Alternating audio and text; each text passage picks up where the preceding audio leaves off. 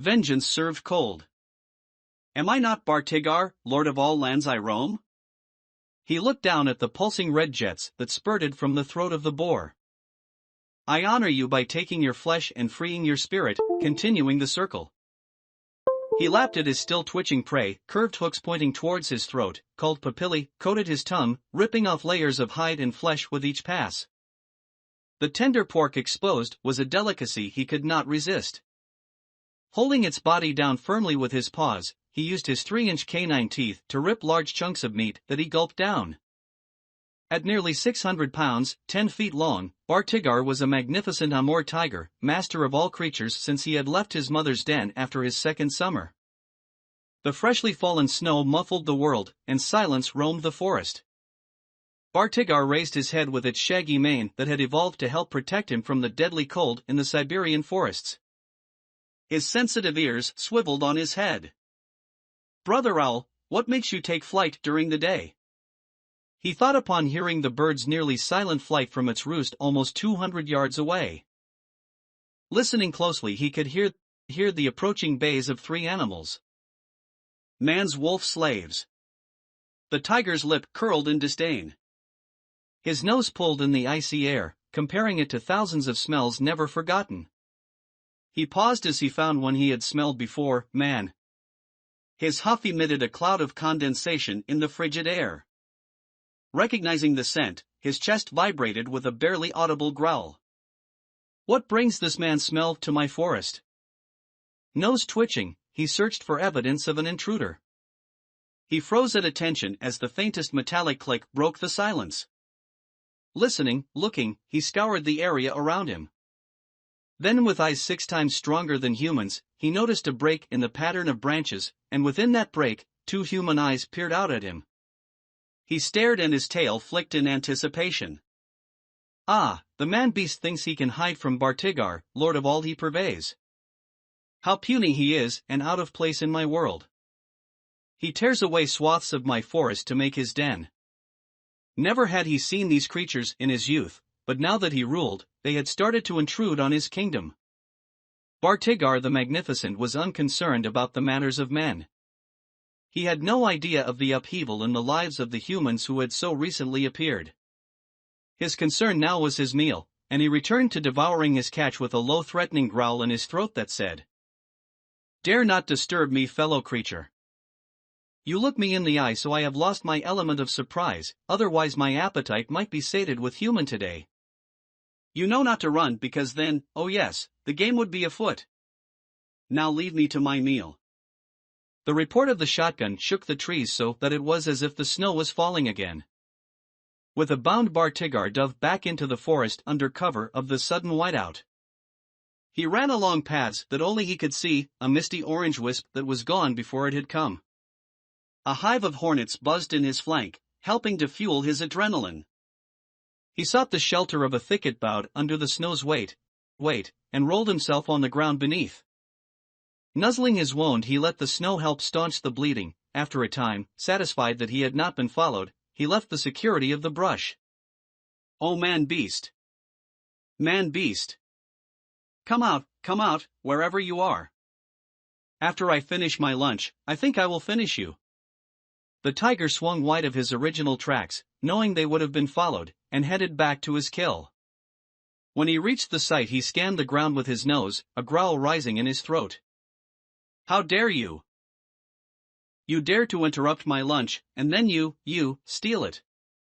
He frantically nosed the remains around, but only useless offal was left to mock him. He raised his head and, enraged, roared his disdain across the taiga forest.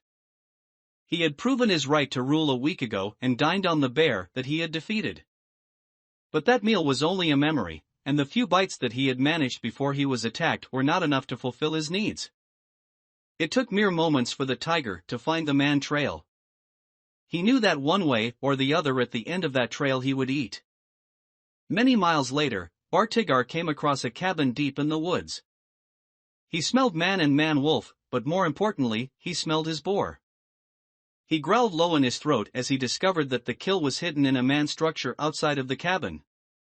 Man has no respect for my might? Does he think he can hide what is mine from what is me? I am the mighty. In a flurry of fury, the tiger tore the structure to splinters, and claiming what was rightfully his, he trotted proudly into the safety of the forest to feed. He tore ravenously on the meat until only his hunger remained. His hunger for food and revenge. The barks of the man-wolves in the distance woke the tiger from his cat nap. Ah, he returns to his den. Now I shall teach him lessons he has never imagined. May his ancestors shudder at the manner of his death.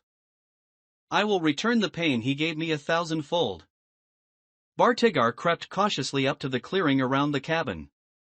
The dogs, sensing danger nearby, began to bark frantically. You cannot hide in your den forever, puny man. I will tear it to pieces while you are frozen with terror. The mighty beast crept across the grass. Suddenly a slit in the cabin wall spit fire from a rifle barrel that had just appeared. Bartigar felt as if his back leg had been kicked out from underneath him, but driven by instinct he dodged into the woods before a second shot rang out. He ran, three-legged he ran, deep into his forest. A lone roar of pain and rage was all he allowed himself. Animals for miles scattered to safety at the apex predator's bellow. After the sun had set and the shadows had secured the forest in their stealthy embrace, the tiger rose awkwardly from his berth, shaking off new fallen snow. He headed back to the cabin. No man-wolves barked at his approach, and there was no light shining from the cabin. He was unaware and unconcerned that the man had fled to a neighboring cabin to plead for a ride back to his home. Disappointed that he would have to wait until morning, the man had headed back to the cabin. The door proved no obstacle for the mighty cat. He rose on his hind legs and with two paws pushed in the barrier. It slammed to the cabin floor, announcing His Majesty's arrival. Sniffing warily, he scanned the interior with powerful night vision. He marked the entryway with a stream of hot urine. Where do you hide, little thief? I smell you all around me. These things that clutter your den reek of you. If I cannot destroy you right now, then I will destroy your smell. The king of the forest flew into a rage, destroying the inside of the cabin with tooth and claw. Nothing that held the man's scent escaped his wrath. Exiting through the open doorway, the big cat circled the house looking for the man. Finding nothing fresh, he chose a spot in front of the cabin and settled into the drifting snow. He now had a clean line of sight to the cabin door and the path that led to it. He waited. The first to come upon him was one of the dogs. He raised his head from the scent ready to howl but was cut off mid-bark by a black and orange blur. The tiger merely snapped the dog's neck mid-stride and let him fall, soundlessly returning to his sentry post. He didn't have to wait for long as the man returned and walked towards the cabin. Bartigar preferred an ambush from behind and a quick kill. This was the honorable way of the forest, but this man had no honor. The mighty tiger leapt, all of his massive weight striking the man from behind. As quickly as a skilled barber he raked the claws of both front paws across the face of his enemy, scraping one of his eyes from its socket. He rolled off and stood over the man, roaring at the now screaming man laying